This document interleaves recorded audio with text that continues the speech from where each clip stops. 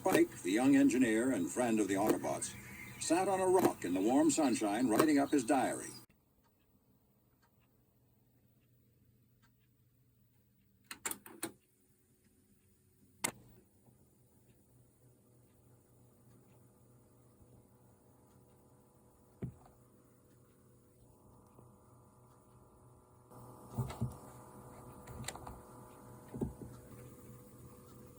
Other Autobots came out into the open. Hound pointed to a steep rock face some distance away.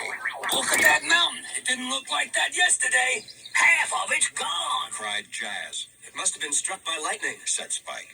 You mean those bright lights? Said Sunstreaker.